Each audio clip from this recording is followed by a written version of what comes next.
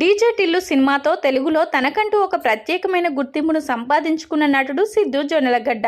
ఇక ఈ సినిమాతో ఆయన ఒక మంచి గుర్తింపు సంపాదించుకోవడమే కాకుండా ప్రేక్షకుల హృదయాల్లో చెరగని ముద్ర కూడా వేసుకున్నారు. ఇక దాంతో ఈ సినిమాకి సీక్వెల్గా రీసెంట్గా టిల్లు స్క్వేర్ అనే సినిమా వచ్చింది.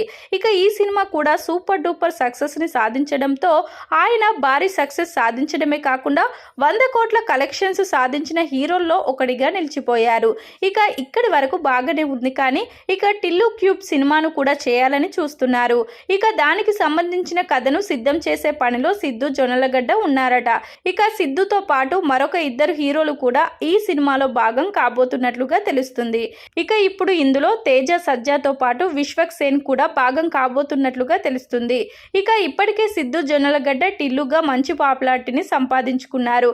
మరి వాళ్ళిద్దరూ ఈ సినిమాలో ఎలాంటి పాత్రను పోషిస్తారు అనేది కూడా తెలియాలంటే మరికొద్ది రోజులు వెయిట్ చేయక తప్పదు.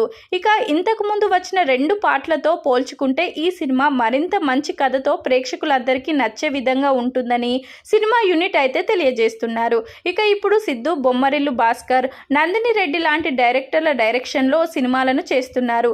ఈ సినిమాలు పూర్తి అయిన తర్వాత టిల్లు క్యూబ్ సినిమాని తెరకెక్కించబోతున్నట్లుగా తెలుస్తుంది.